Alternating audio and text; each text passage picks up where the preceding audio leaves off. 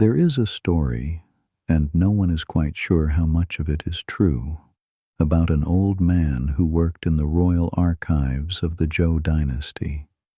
He spent decades there, among the scrolls and the silence, reading the collected wisdom of generations before his own. And then one day, without explanation, he climbed onto a simple ox and rode west, away from the court, away from the city, away from everything. Before he disappeared, a gatekeeper asked him to write down what he knew. What he wrote became one of the most mysterious and beautiful texts in human history. But this is not his story. This is the story of the people he left behind, the ordinary lives in a quiet valley where his ideas drifted like seeds on the wind and took root in ways no one expected. Picture a valley in the heart of China. It is the 6th century before the Common Era, a time that later generations will call the Spring and Autumn period, when the great Zhou dynasty still holds its seat in the capital city of Wangcheng, though its grip has grown loose, like an old man's fingers around a walking stick. The kingdom that once commanded all under heaven has splintered into dozens of smaller states, each ruled by its own lord, each with its own ambitions. But here, in this valley, politics feel distant. Here, what matters is the harvest, the river, the path of the sun across the sky, and whether the rain will come when the millet needs it most. It is autumn. The air carries the faint sweetness of persimmons ripening in the orchards, and the sharper scent of wood smoke from the first evening fires. The hills that ring the valley are brushed with amber and rust, and the river that runs through its center, the way, wide and unhurried, reflects a sky the color of pale silk. Along its banks, willow trees trail their long fingers in the current, and somewhere in the distance, a farmer calls to his ox in a voice so familiar to the animal that it turns without hesitation. This is the world we will visit tonight, not the world of emperors and great battles, though those are happening elsewhere in other stories. This is the world of ordinary people, of the woman drawing water at dawn, the man bending over his workbench by lamplight, the girl walking the path between her father's house and the market, wondering what her life will become. These are people whose names no historian will record, and yet they live richly, they struggle gently, they learn, sometimes without knowing they are learning. And what they learn will settle into the soil of this valley like seeds, quiet and patient, waiting for rain. Among the many ideas beginning to move through this land, carried by travelers, whispered between friends, mulled over by farmers leaning on their hoes, are the thoughts of a man most people call the Old Master.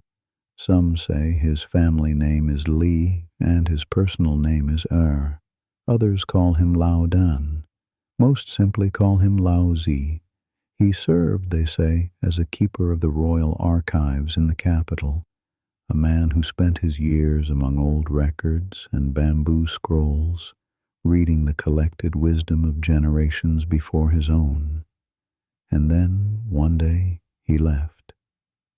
He climbed onto a simple ox and rode westward, away from the court, away from the city, away from the world of titles and obligations, and he was not seen again. At least, that is what most people have heard. But before he disappeared, they say, he paused at the western pass, and a keeper of the gate, a man named Yingxi, or perhaps that was not his real name either, asked the old archivist to write down what he knew before he vanished into the mountains.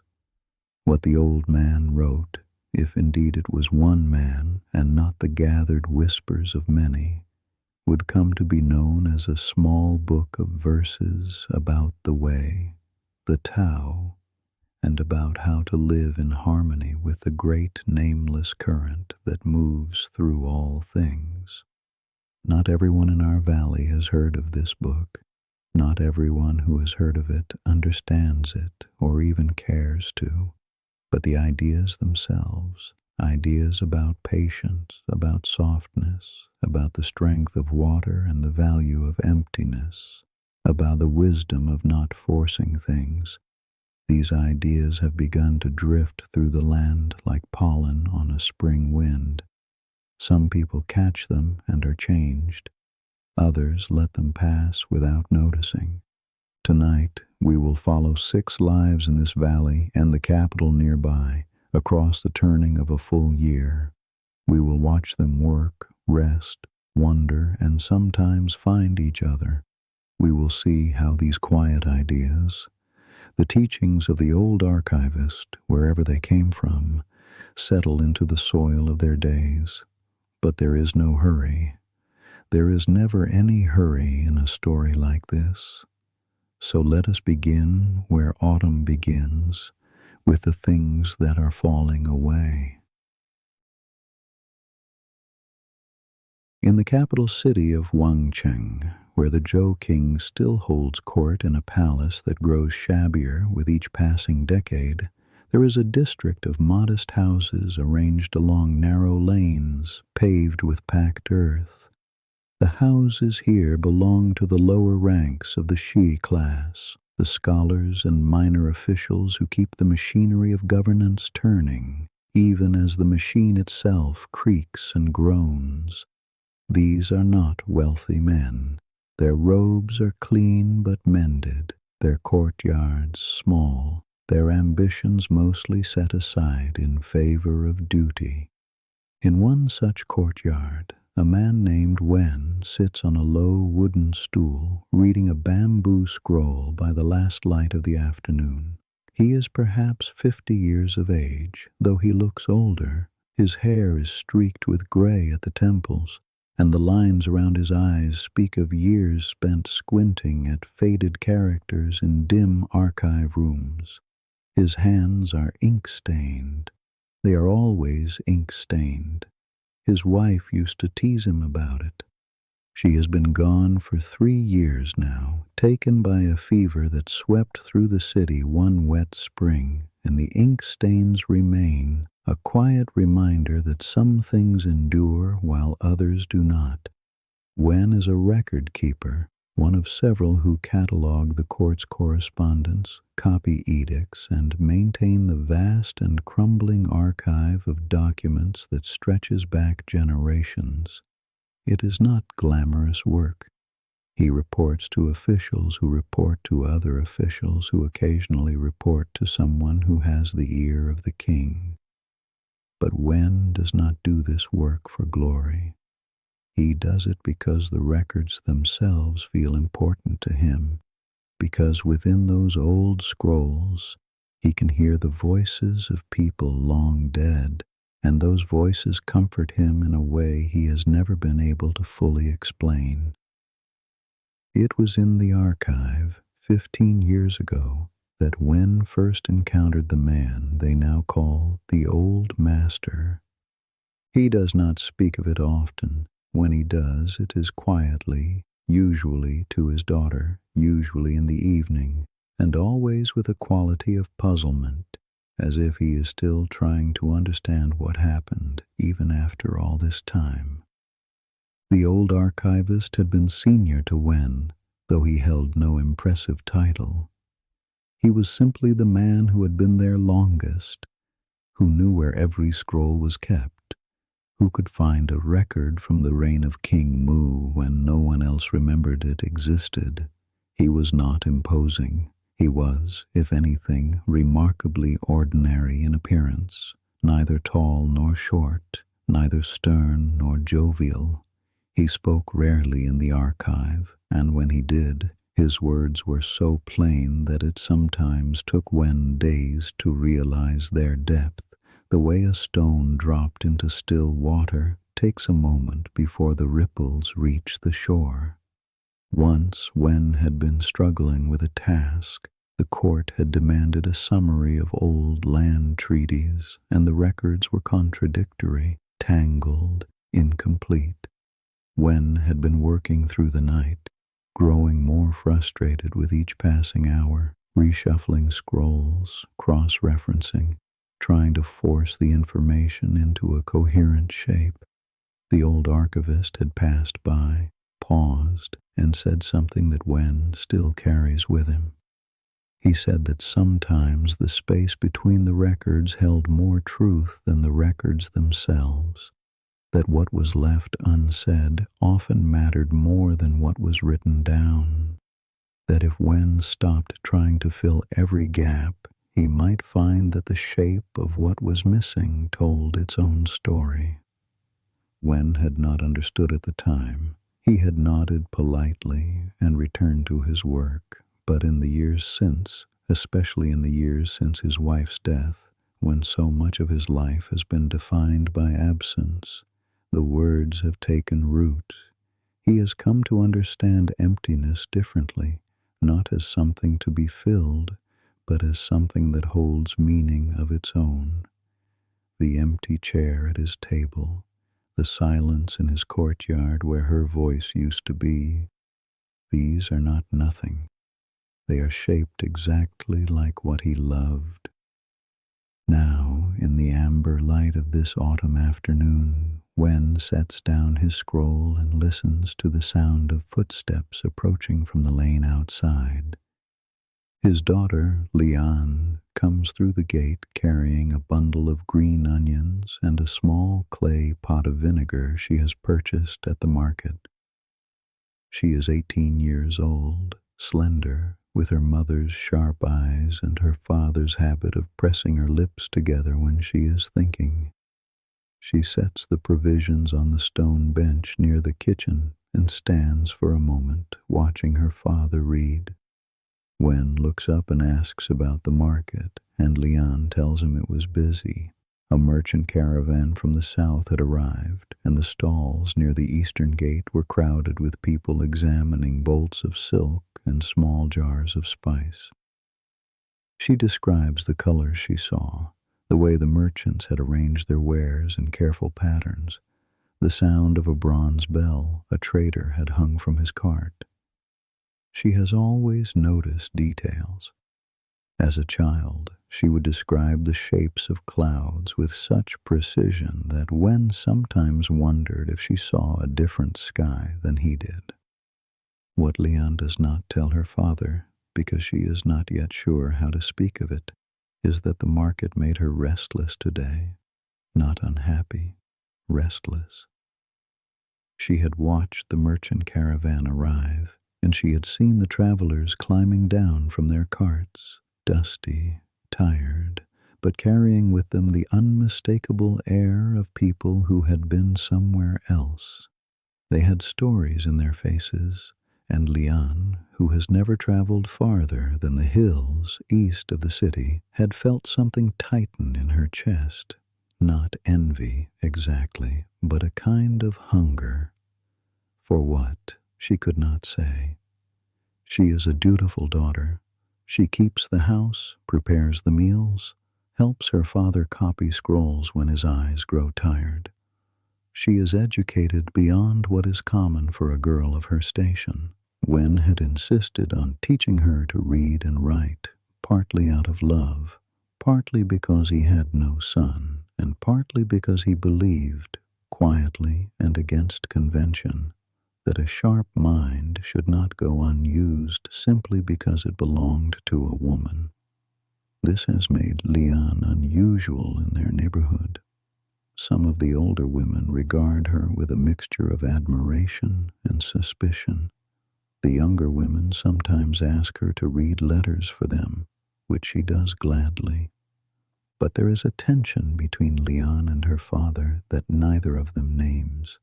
Wen loves his daughter with a deep and steady tenderness, and because he loves her, he wants to protect her. He wants her married to a kind man from a good family, settled, safe. He sees the world as fragile. He has watched the court decay, watched corruption eat at the old structures like worms in wood, and he wants Leon anchored somewhere solid before the next storm comes. Leon, for her part, feels her father's protectiveness as a gentle weight, not cruel, not even unwelcome, but heavy. She does not know what she wants instead of the life he envisions for her. She only knows that when she imagines it, something in her grows quiet in a way that does not feel like peace.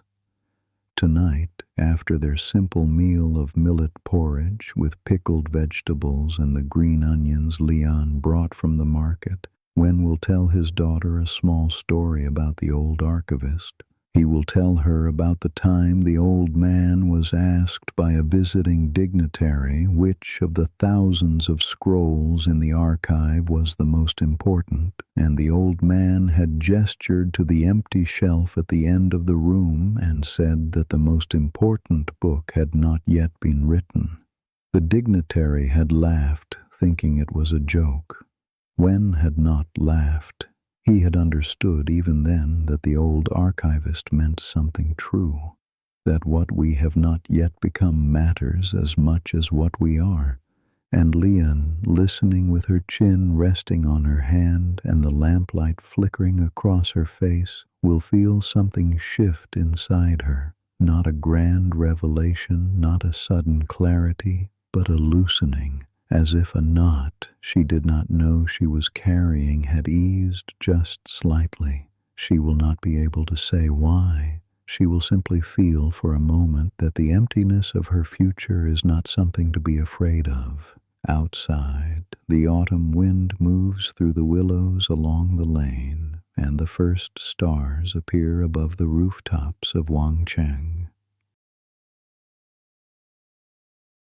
Now let us drift as the river drifts southward and eastward from the capital, following the way through its broad and gentle valley until we come to a smaller town, Heikou, where the way meets a tributary stream and the water turns in a slow, wide eddy before continuing on its way. It is a town of perhaps 200 families, built along the riverbank, with a small market, a granary, a shrine to the local earth god, and a cluster of workshops where artisans practice their trades. In one of these workshops, a low building with an open front set back from the river behind a screen of bamboo, an old man named Bao is applying lacquer to a wooden tray.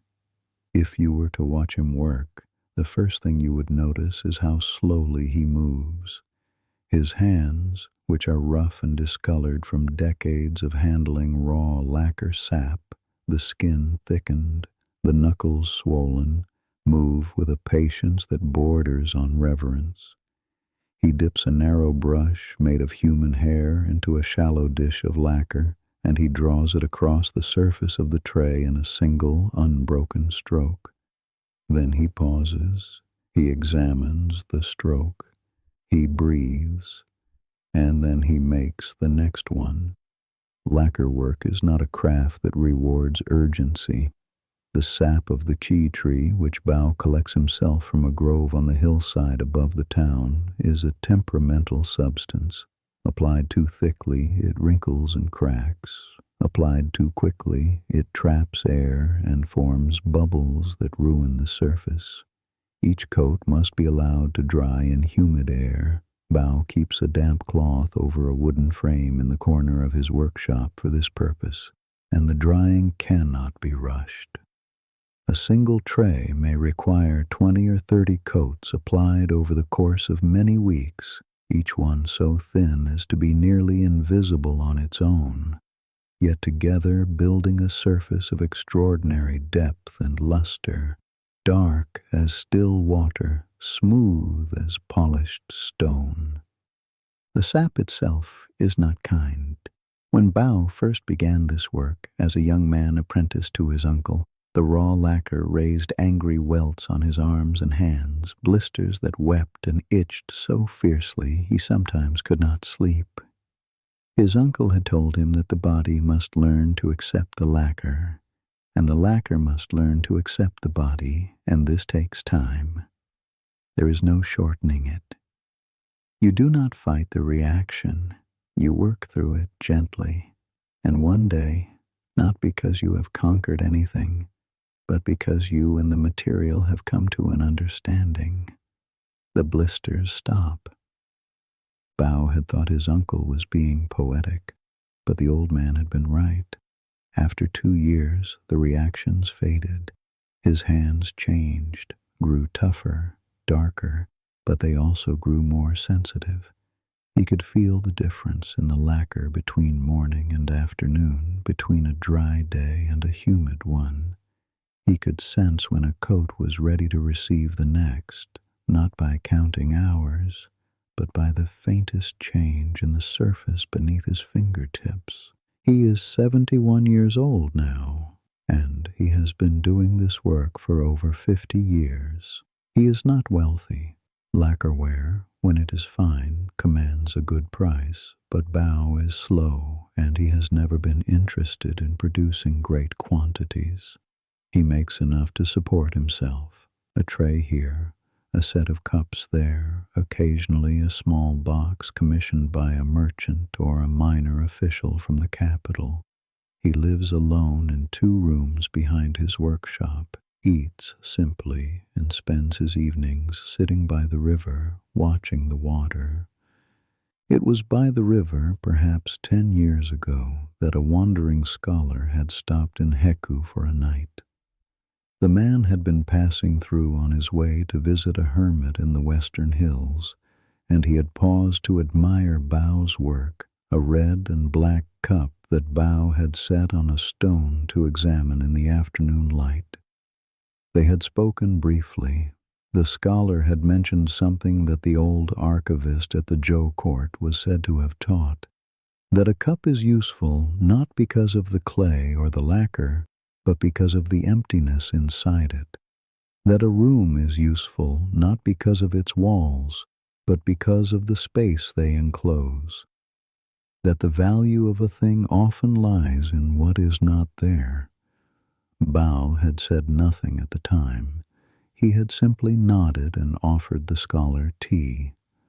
But after the man left, Bao had sat with the cup in his hands for a long while, turning it over and over, and he had realized that he had known this truth his entire life without ever having words for it. Every tray he made, every bowl, every cup, he was not building an object, he was shaping a space, he was making emptiness beautiful. This understanding had not changed his work in any visible way. He still applied lacquer the same way, still waited the same patient hours, but something inside him had settled, like sediment drifting to the bottom of a still pond, and he had felt, for the first time in many years, that his life made a kind of sense that did not require anyone else's approval. Now, on this late autumn afternoon, Bao has a visitor. A young man has come to his workshop, not for lacquerware, but to ask if Bao needs help carrying water from the well. This is Yun, the keeper of the town granary, who makes a habit of checking on the older residents of Heku, especially as the weather turns cold. Bao always declines the help. He is old, but he is not frail.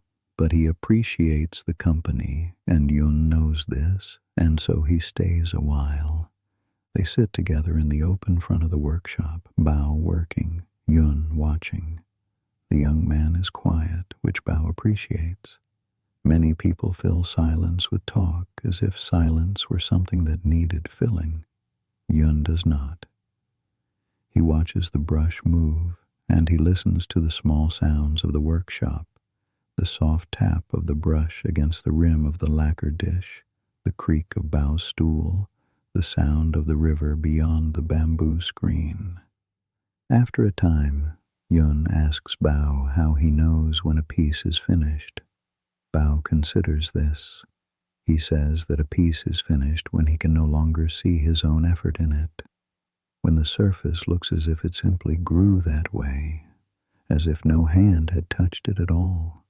He says the best lacquer work should look like something that was always there, like water that found its own level. Yun turns this over in his mind. He does not know it yet, but he will carry this thought with him for months, and it will surface again at an unexpected moment, when he is standing in the granary on a winter morning trying to decide how to distribute a short supply of millet among families who all need more than there is. He will remember Bao's words about effort becoming invisible, and he will understand something about fairness, that the best kind of help is the kind that does not announce itself, that lets people keep their dignity, that flows to where it is needed without making a show of its own generosity. But that is a winter story. For now it is still autumn in Heku, and the afternoon light slants golden through the bamboo, and the lacquer glistens on the tray like a dark mirror, and the two men sit together in a comfortable silence that neither of them feels the need to break. Winter comes gently to the Wei Valley. There is no single morning when the world announces its change. Instead, the shift arrives in small accumulations. The mist along the river thickens and lingers later into the morning. The persimmon trees drop their last fruit. The farmers begin to repair their tools and patch their roofs, and the market in Heku grows quieter as the traveling merchants retreat to wherever merchants go when the roads grow cold. Yun wakes each morning before dawn in his small room above the granary. He is 24 years old, the second son of a farming family from a village half a day's walk upriver. His older brother inherited the family's land, as is custom, and Yun might have stayed on as labor. Many second sons do. But the village headman had noticed something about Yun when he was still a boy. Yun was honest in a way that was almost inconvenient. He could not be persuaded to round up a count or look the other way when a measure of grain was light. He had a quality that made people trust him even when they did not particularly want to, and so, when the old granary keeper in Heku died, the local magistrate appointed Yun in his place. It is not a prestigious role. Yun answers to the magistrate, who answers to the local lord, who answers, in theory, to the Zhou king, though in practice the chain of command phrase long before it reaches the capital. His duty is to maintain the granary, to ensure accurate measures when farmers bring in their grain for storage or when the magistrate orders distributions, and to keep records on wooden tallies that he notches with a small bronze knife. He sleeps on a straw mat above the grain stores, and he eats his meals alone, cooking millet or wheat over a small clay stove in the corner of his room. He does not mind the solitude. Yun is a young man who is comfortable in his own company, not because he is unfriendly, but because he has never learned the art of performing ease around others. In groups he grows quiet. Alone he is perfectly content. He watches the river. He walks the paths between the fields. He spends time with old Bao when the lacquer worker will have him, and he visits the shrine to the earth god on the 1st and 15th of each month, not out of deep piety, but out of a sense that some rituals are worth keeping simply because they mark the time. It is during the first hard frost of winter that the merchant caravan arrives in Heku. Merchant caravans are not unusual. Heku sits at a river crossing, and traders pass through regularly on their way between the larger towns. But this caravan is larger than most, and among its members is a trader named Feng and his daughter Mei Feng. Feng is a cloth merchant. He deals primarily in raw silk and finished textile, buying from the reeling workshops in the south and selling to the wealthier households and minor courts in the north.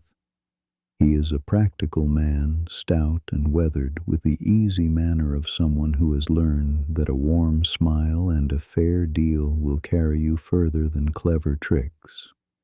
He is also, by the rigid social classifications of the time, a member of the lowest of the four recognized occupations. Merchants, despite their often considerable wealth, are formally ranked beneath scholars, farmers, and even artisans. Feng carries this awareness lightly. He has learned to bow when necessary, to speak with deference to officials who own less than he does, and to keep his pride tucked away like a coin in a hidden pocket. But Mei Feng carries it differently. Mei Feng is 20 years old, bright-eyed, with her father's practical intelligence and a directness that sometimes startles people who expect a merchant's daughter to be demure.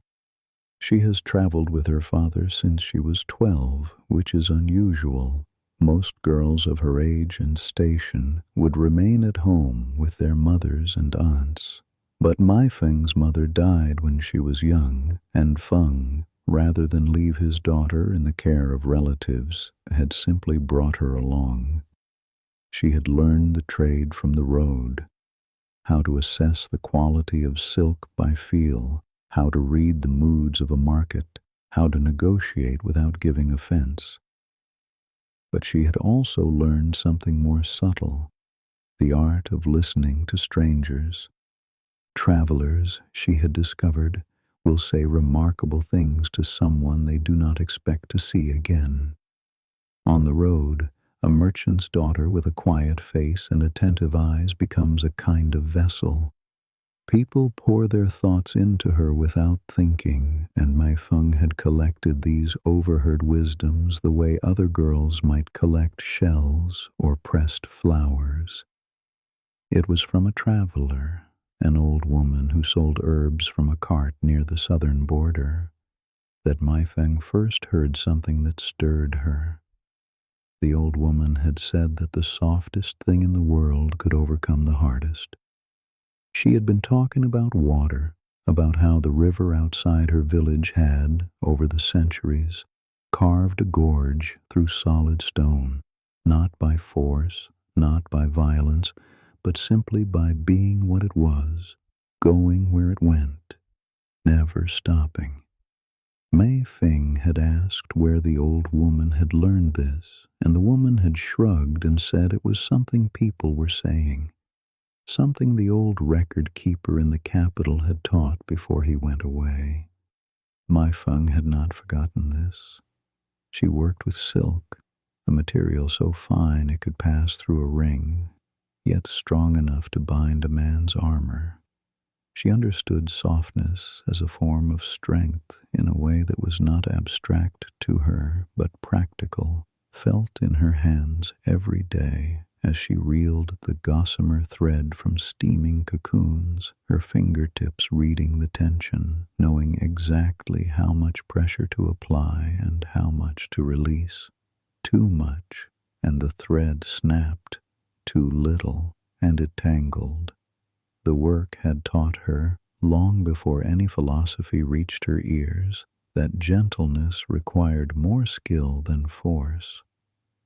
When the caravan stops in Heku, Feng arranges to store some of his goods in the town's granary for a few days while he assesses the local market. This is how Mei Feng meets Yun. The meeting is not dramatic. Yun opens the granary doors and helps Feng's porters stack the bales of silk alongside the grain. Mei Feng oversees the count. She is meticulous. Her father trusts her with the figures. And when she and Yun compare tallies, they find that their numbers match exactly. Yun remarks that this is unusual. Most merchants' counts run slightly in their own favor, not from dishonesty, but from optimism. My Feng says that her father taught her that a true count builds trust, and trust is worth more than the difference. Yun looks at her, really looks at her, and Mai Feng meets his eyes, and there is a moment of recognition that neither of them could name if asked. It is not love. It is far too early for that word, and this is not that kind of story. It is simpler, a sense of encountering someone whose mind works the way yours does, whose rhythm matches your own, like two instruments that happen to be in tune. Over the days that follow, while Feng conducts his business in the market, Mei Feng finds small reasons to visit the granary. She brings tea one morning, explaining that her father always sends tea to the keeper of wherever they store their goods, a practical courtesy, nothing more.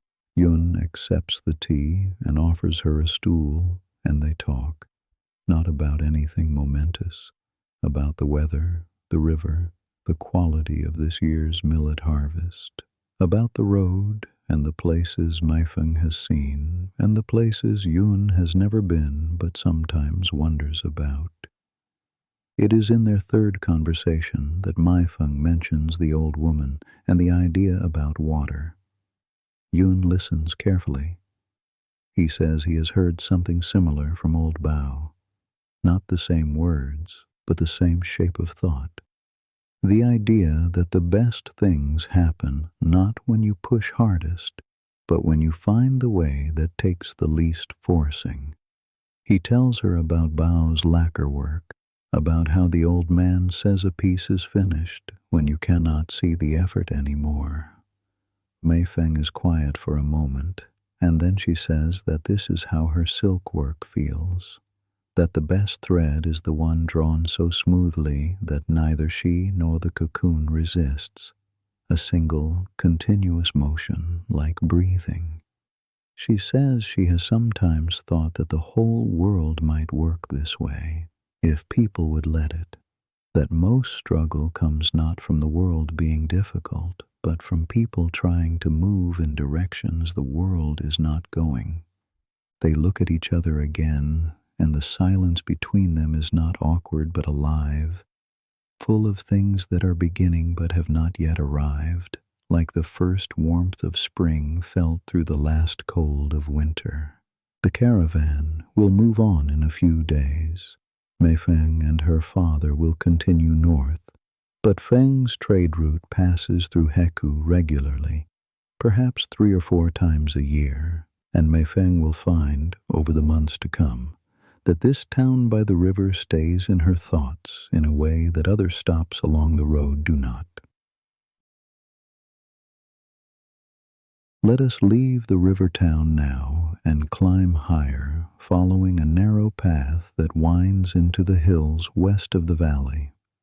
The trees here are mostly bare, only the pines keep their green, and the path is covered in a thin crust of frost that crunches softly underfoot.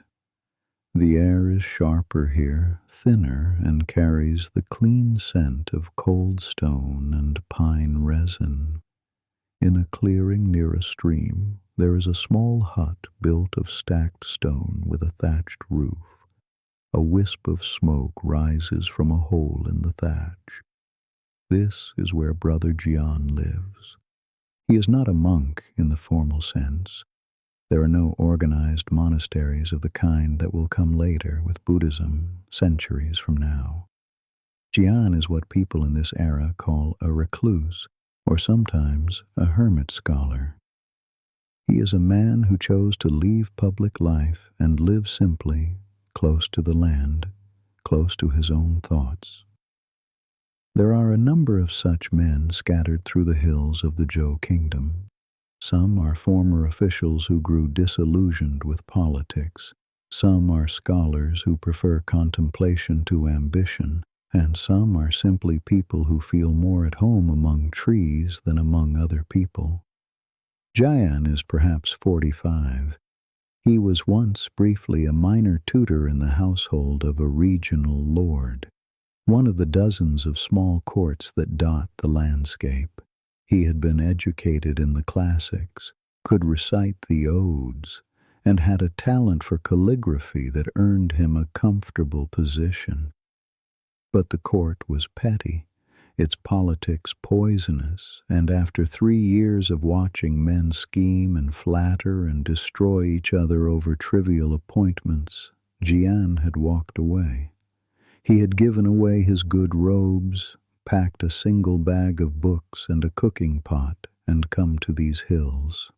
That was 12 years ago. He has been here since, growing vegetables in a small garden, gathering wild herbs and mushrooms, and reading. He owns perhaps 15 bamboo scrolls, a modest library by the standards of a scholar, but more than sufficient for a lifetime of reflection. Among them are fragments, not a complete copy, but fragments of the verses that people attribute to the old archivist. Jian does not know how these fragments reached him. They were given to him by another recluse, a man now dead, who claimed to have copied them from a copy that someone had carried out of the capital. Whether they are accurate, whether they truly come from a single author, whether the old archivist was one man or a name attached to a tradition, Jian does not know, and increasingly, he does not think it matters. What matters to Jian is what the words do when he reads them. They make him quieter, not quiet in the sense of silence, but quiet in the sense of stillness, the way a lake becomes quiet when the wind stops and suddenly you can see all the way to the bottom. He reads a line about the Tao that can be spoken of not being the eternal Tao, and he understands that the ideas he most values are the ones he cannot trap in language. He reads about the usefulness of emptiness, and he looks at his small hut and realizes that what makes it a home is not the stones or the thatch, but the space inside, the space where he sleeps, thinks, breathes. Once or twice a year, Jian descends from the hills and visits the towns in the valley below.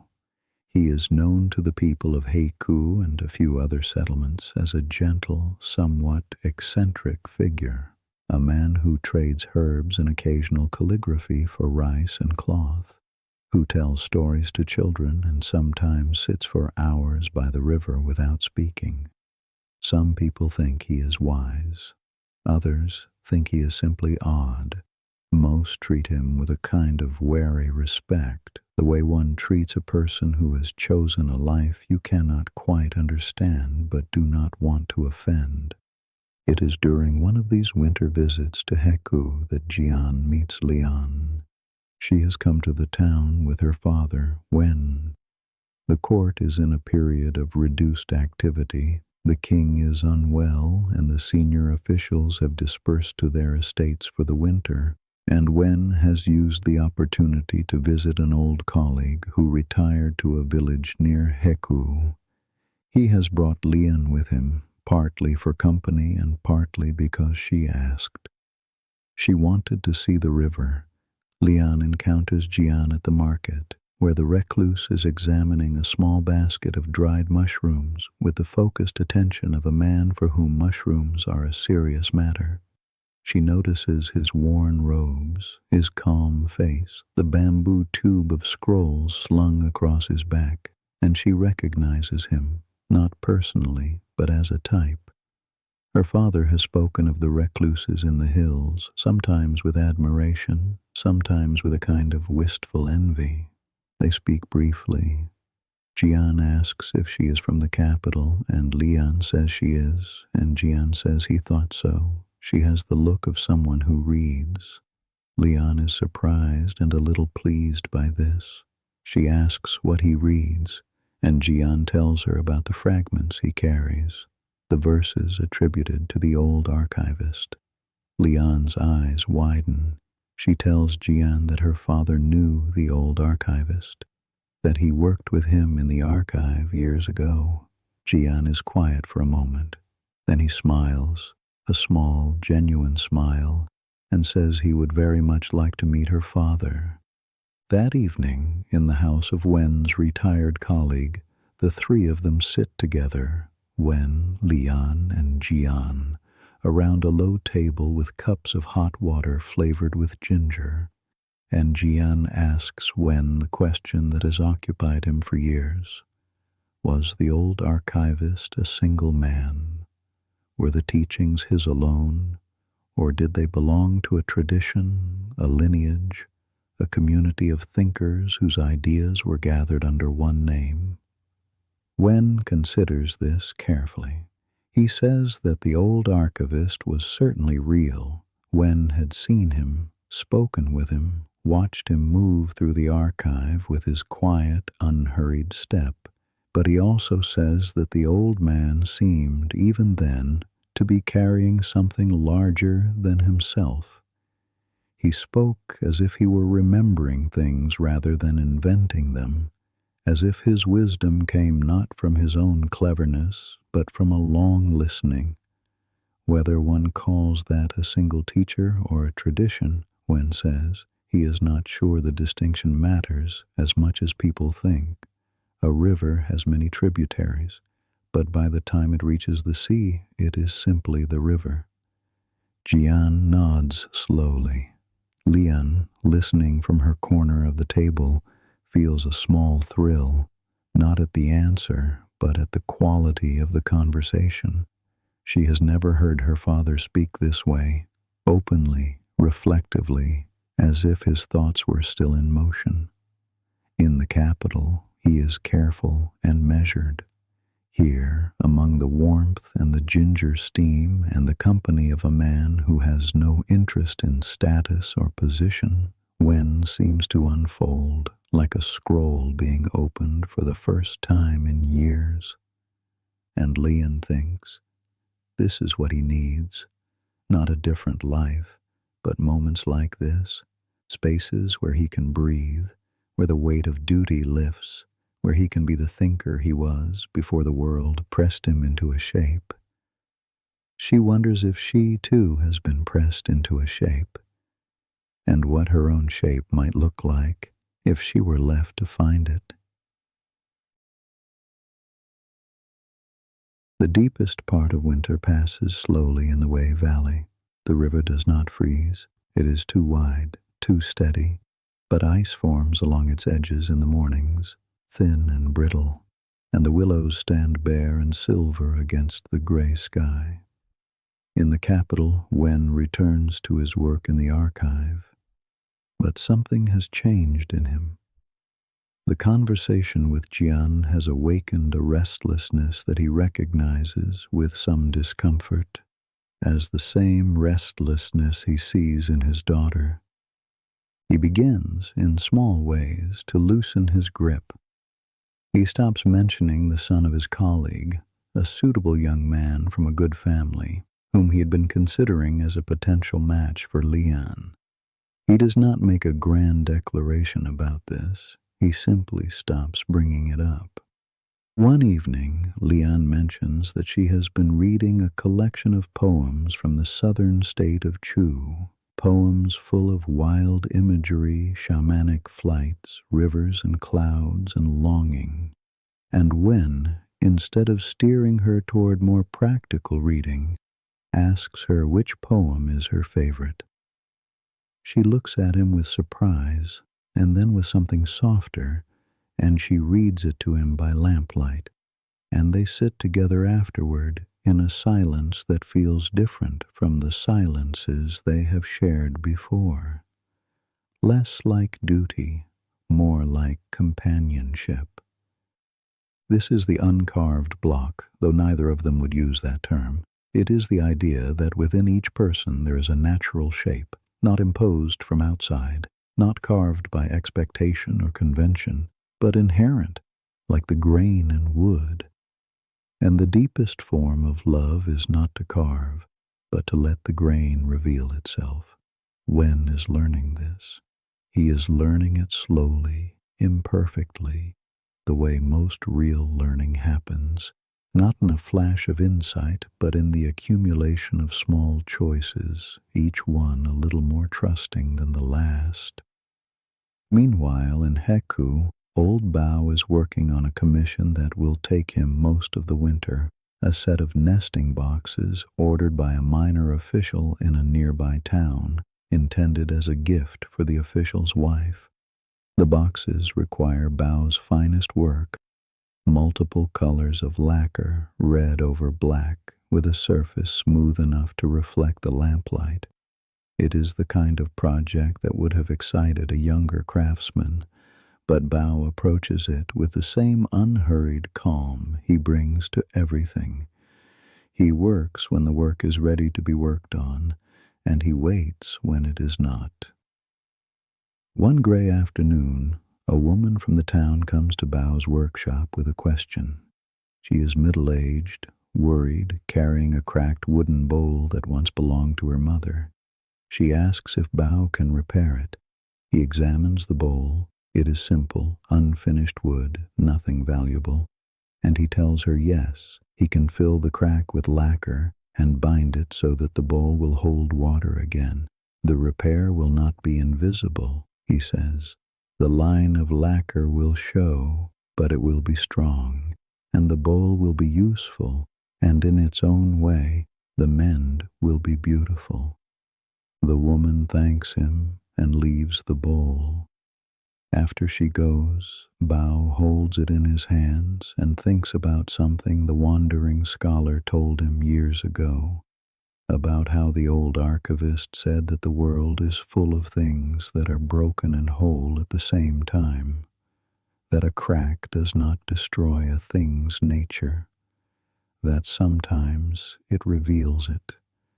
This scene is quiet, and it passes without ceremony, but it is one of those moments that ripples outward. The woman will tell her neighbor about the mended bowl, and the neighbor will tell her sister, and eventually the story will reach a young farmer's wife who has been struggling with a deep sadness since the birth of her third child, a sadness she does not understand and cannot seem to lift. And the idea that something broken can be made whole again, that the mending can be its own kind of beauty, will reach her at exactly the moment she needs it, though she will never know where it came from. This is how ideas move through a community, not like proclamations from a tower, but like water seeping through soil, reaching roots that no one can see. Spring arrives in the valley the way spring always arrives, not all at once, but in small advances and retreats. One morning the willows show the faintest haze of green along their branches. A few days later the peach trees in the orchards begin to blush. The farmers return to their fields and the sound of the valley shifts, the quiet of winter giving way to the calls of returning birds, the splash of the irrigation channels being cleared, the steady rhythm of hoes breaking the softened earth. Meifeng and her father return to Heiku with the spring caravan. Yun sees the carts approaching from the granary window and feels something lift in his chest, a sensation he has not examined too closely, because examining it would require naming it, and naming it would make it real in a way that frightens him slightly. He straightens his tunic, checks his tallies, and walks out to meet the caravan with what he hopes is a normal expression on his face. Meifeng greets him warmly, but without ceremony. She has brought him something, a small pouch of tea from the south, a variety he will not have tasted before. She says it is a courtesy, a thank you for storing their goods so carefully over the winter. This is true, but it is also not the whole truth, and both of them know this, and neither of them says so. And the unspoken thing between them is tender and fragile, and precisely the right size. Over the following days, their conversations deepen, Mai Feng tells Yun about a diviner she and her father visited during their winter travels, an old bone reader who lived near a crossroads in the south. Her father had wanted to know whether a particular trade route would be profitable in the coming season, and the diviner had heated a tortoise shell and studied the cracks and pronounced that the route would be favorable if Feng approached it with patience rather than haste. Mai Feng had watched the diviner carefully. She tells Yun that the old man's hands had been steady, his eyes clear, and she had no doubt that he believed in what he was doing. But she had wondered afterward whether the real wisdom was in the cracks or in the advice, whether the diviner was reading the future in the shell or simply reading the person in front of him and telling them what they needed to hear, whether the message, patience rather than haste, was a prophecy or just good sense. Yun considers this. He says that in the granary, he has learned that people often already know the right thing to do. They come to him asking how much grain they should store or when they should plant, and most of the time, the answer they are looking for is the one they already hold inside themselves. They just need someone to say it aloud. Mai Feng smiles at this. She says that maybe that is what the old archivist understood, that the deepest teaching is not telling people something new, but reminding them of what they already know. Yun nods, and they sit together watching the river, and the spring light plays across the water in patterns that never repeat and never end. It is Yun who first notices the problem with the grain. The winter has been long, and several families on the outskirts of Heku have run through their stores faster than expected. A sickness passed through the town in late winter. Nothing deadly, but enough to keep people from working for several weeks, which meant the last of the autumn's dried vegetables were eaten faster, and more grain was consumed to make up the difference. Now, in early spring, with the new crop still months from harvest, a handful of families are coming to the granary with worried faces, asking if there is anything to be distributed. Yun counts the remaining stores. There is enough, barely, if it is distributed carefully.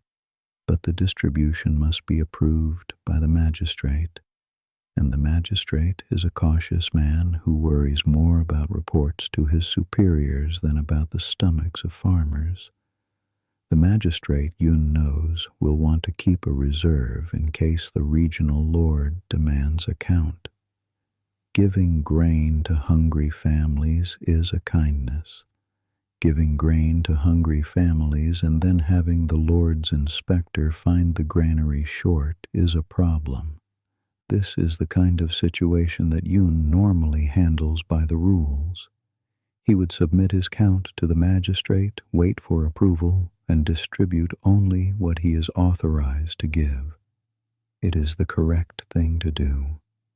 It is also, he realizes, not the right thing to do. The families are hungry now, and the correct process will take weeks. He sits with this problem for several days, and it is during this time that he remembers two things. He remembers old Bao saying that the best effort is the kind you cannot see, and he remembers Mai Feng saying that the softest thing can overcome the hardest. Yun does not make a dramatic decision. He does not defy the magistrate or break any rules. Instead, he does something quieter. He visits each of the struggling families himself, on foot, in the early mornings before the market opens. He brings small measures of grain, not from the official stores, but from his own ration. It is not much, a bowl here, 2 bowls there. He eats less himself. He does not mention this to anyone, but the families notice, and something happens that Yun did not anticipate. Other families in the town, learning that the granary keeper is sharing his own food, begin to do the same. A farmer with a little extra brings a basket to his neighbor. A woman who keeps chickens begins leaving eggs on the doorsteps of the families in need. The town's small acts of generosity begin to accumulate, each one modest, none of them dramatic, but together forming a current that carries the struggling families through the last lean weeks before the spring planting takes hold. When the magistrate eventually approves a modest distribution, the crisis has already passed. The granary stores are intact. The magistrate is satisfied. The families have been fed. And Yun has learned something that he will carry for the rest of his life, that sometimes the most effective action is the one that does not look like action at all. That leading from behind, as someone once said the old archivist described, means trusting people to find their own goodness and simply going first to show them it is safe. Old Bao hears about what happened, not from Yun, who would never speak of it, but from the woman whose bowl he mended, who is the aunt of one of the families who was struggling. She tells Bao that the granary keeper is a good man, and Bao nods and says nothing. But that evening he walks to the granary and leaves a small lacquered cup at Yun's door, red and black, smooth as still water, empty and beautiful and perfectly made. Summer opens the valley like a hand. The fields are thick with millet and wheat, the orchards heavy with fruit, and the river, fed by mountain snowmelt, runs full and steady. The willows are so green they seem to glow.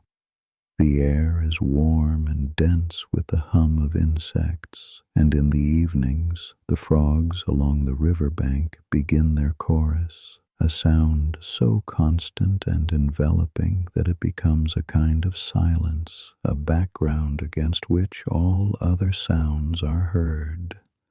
Mai Feng has returned to Heku again, this time for a longer stay. Her father has arranged a trade agreement with a silk workshop in a town to the south, and he needs to oversee the first shipment himself. He has left Mai Feng in Heku to manage the northern end of the exchange, trusting her, as he has increasingly come to do, with the accounts, the negotiations, and the judgment calls that trade requires. She is staying in a room above the market, a simple space, clean, with a window that looks out over the river. Each morning she wakes to the sound of the water and lies still for a moment before rising, letting the sound wash through her the way the river washes over the stones in its bed. She has begun to think of this sound as a kind of teaching. The river does not decide where to go. It goes where the land takes it. It does not argue with the stones in its path. It moves around them, or over them, or, given enough time, through them. And yet it is never passive. It is always moving, always arriving, always precisely where it is. She and Yun see each other often now. There is no formal arrangement.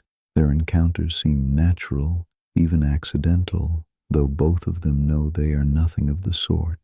They meet at the granary, at the market, by the river. They walk along the bank in the evenings, talking about everything and nothing. Yun tells her about his family's farm, about the rhythms of planting and harvest, about the way his mother used to read the sky for weather. Mai Feng tells him about the cities she has seen, about the silk workshops where women work in long rows, their fingers dancing over the cocoons with a speed and precision that looks effortless but requires years of practice. There is a distance between them that both of them feel and neither of them tries to close. It is not awkwardness, it is respect. They come from different worlds. Yun is a farmer's son with a civic post, respectable but modest. Mei Feng is a merchant's daughter, wealthier but socially lower, a girl who has spent her life in motion, while Yun has spent his in place.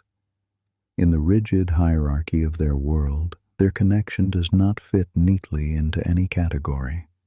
It is not an arrangement between families. It is not a transaction.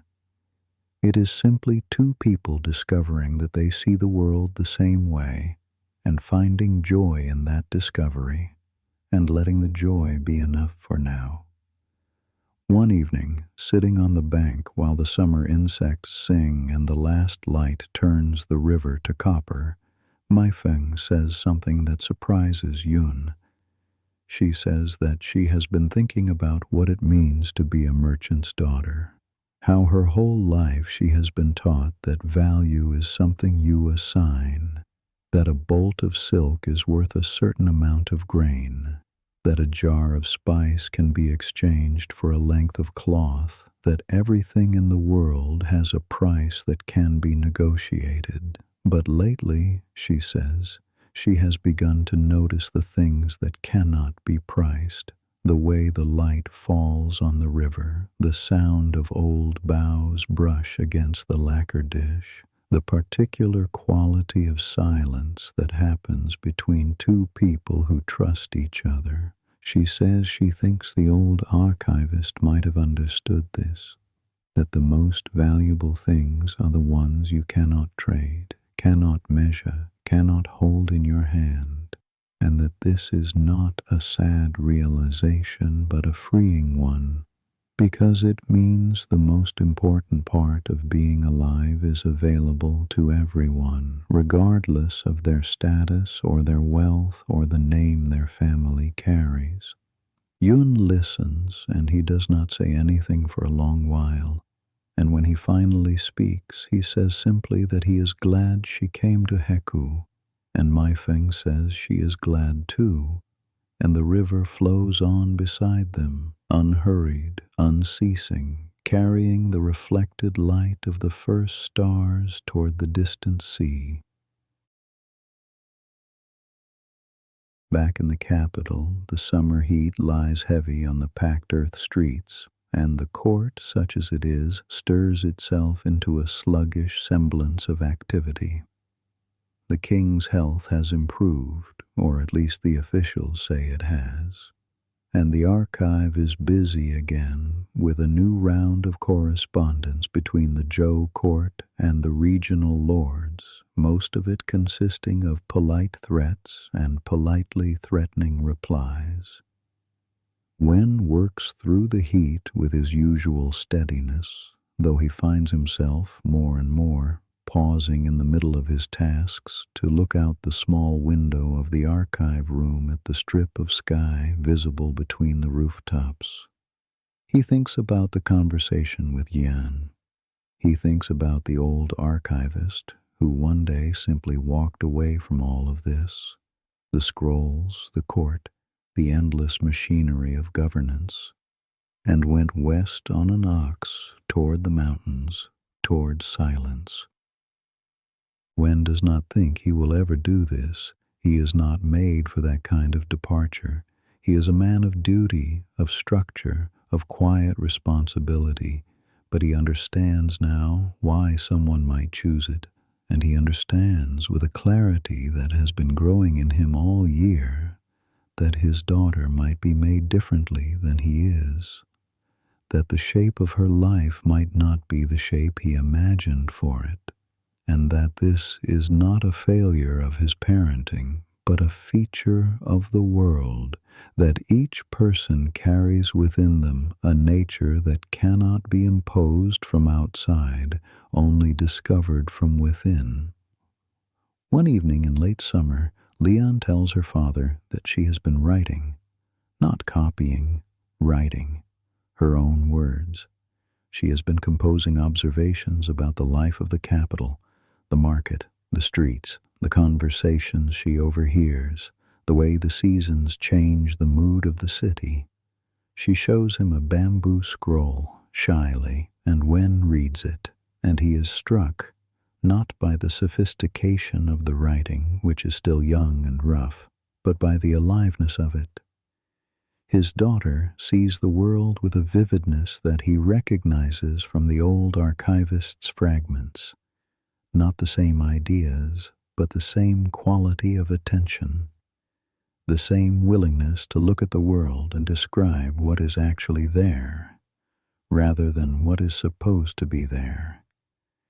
He sets down the scroll and looks at his daughter, and for a moment he sees her, not as his child, not as a girl who needs to be married and settled, but as a person, a particular irreplaceable person with her own grain, her own current, her own direction.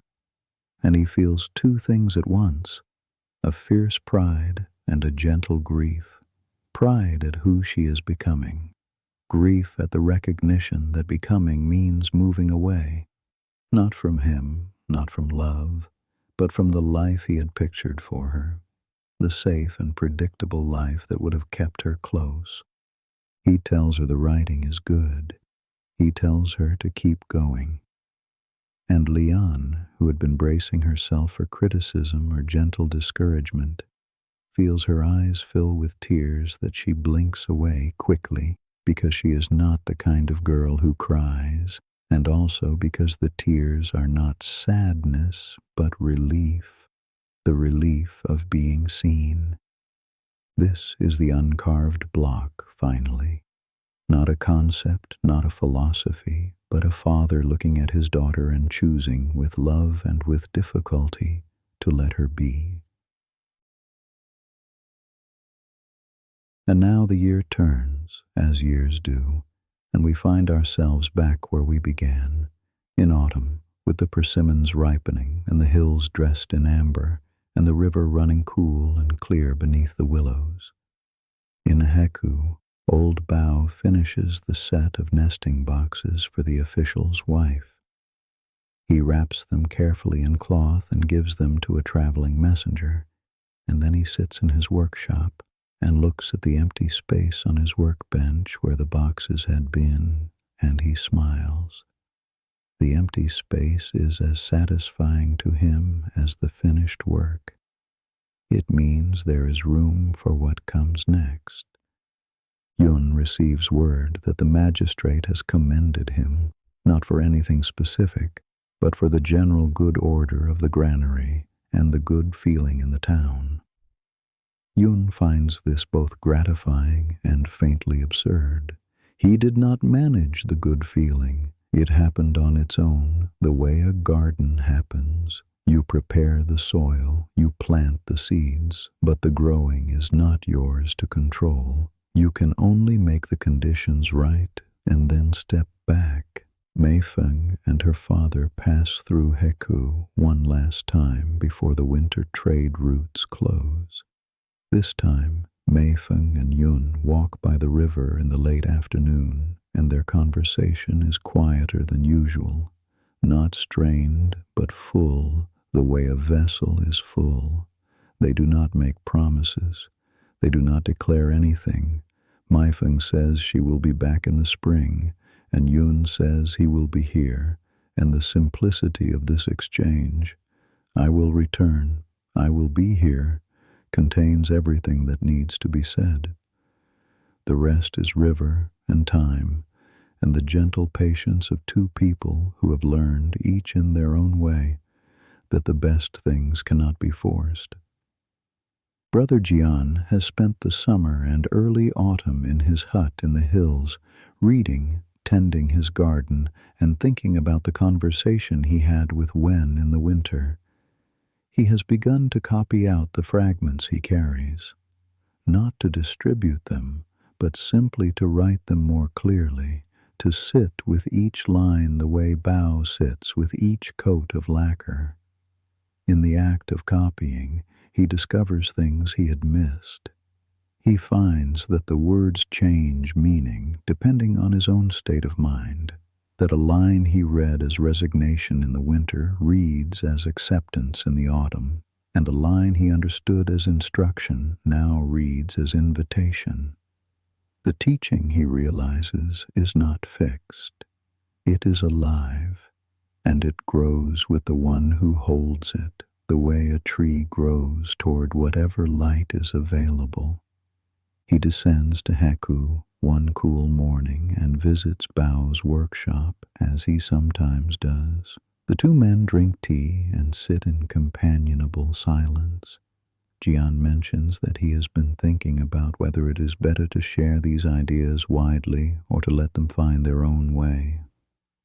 Bao says nothing for a long time, and then he says that lacquer does not advertise itself. It simply exists, and people who need it find it. Perhaps ideas are the same. Jian laughs softly.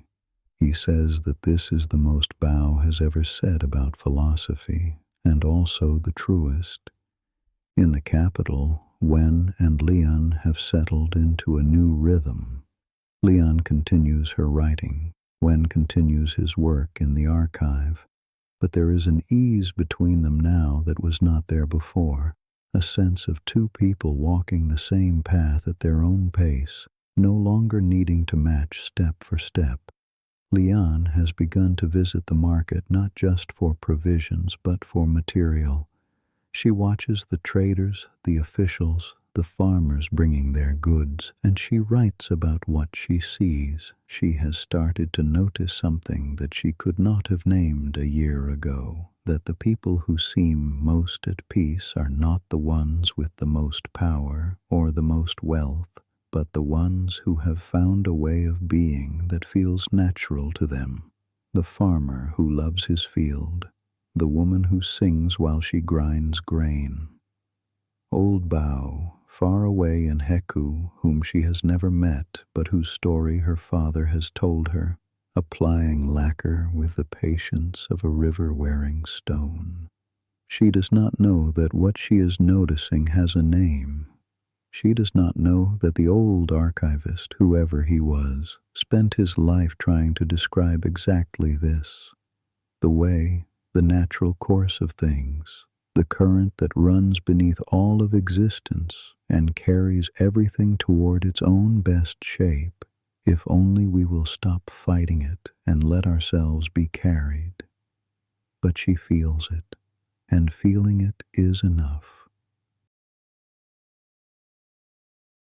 Now the evening deepens over the valley, and the first stars appear, the same stars that shone over this land 25 centuries ago, the same stars that will shine long after these lives have ended and been folded back into the earth. In Heku, old Bao banks the small fire in his workshop and steps outside to watch the river in the last light.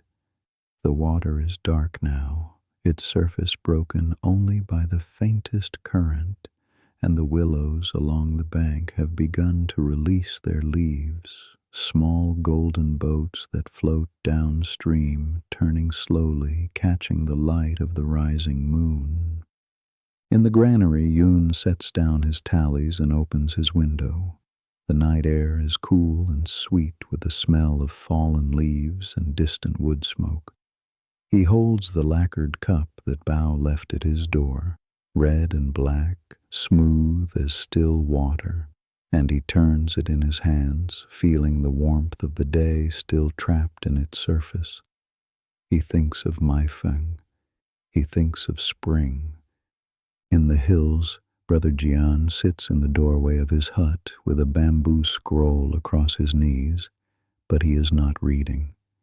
He is listening to the stream, which is saying the same thing it has always said, the same thing the river says, and the rain, and the slow drip of lacquer from Bao's brush. He is listening to the sound of the world being exactly what it is, and in the capital, in a small courtyard lit by a single oil lamp, Wen and Lian sit together in the autumn evening. Lian is writing. Wen is watching her, and on his face there is an expression that is difficult to describe, part pride, part tenderness, part letting go. He looks at his daughter and he sees the future, not his future, but hers, unfolding like a scroll that has not yet been written on, full of blank space and possibility, And instead of fear, he feels something that he realizes with quiet surprise is trust.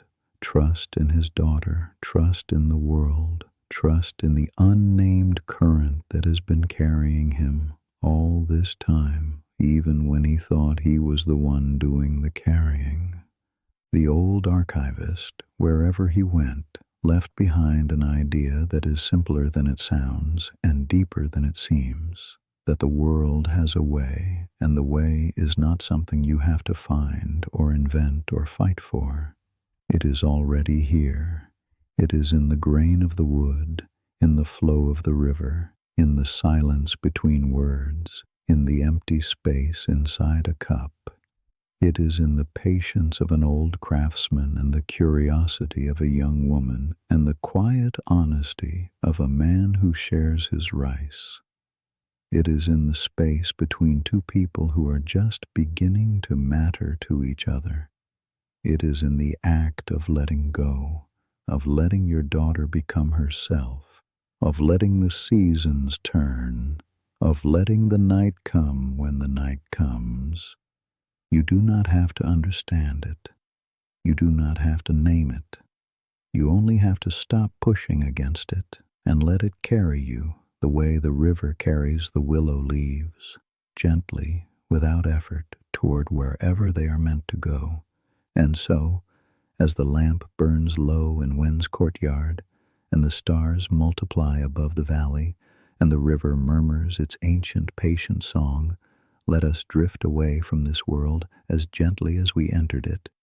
These people will go on living their lives. Bao will apply another coat of lacquer. Yun will open the granary doors at dawn. Maifeng will return with the spring. Lian will keep writing. Yan will keep reading. And Wen will keep learning to let go. Their stories do not end here. They simply continue beyond the edge of our hearing, like a song that goes on playing after you have left the room.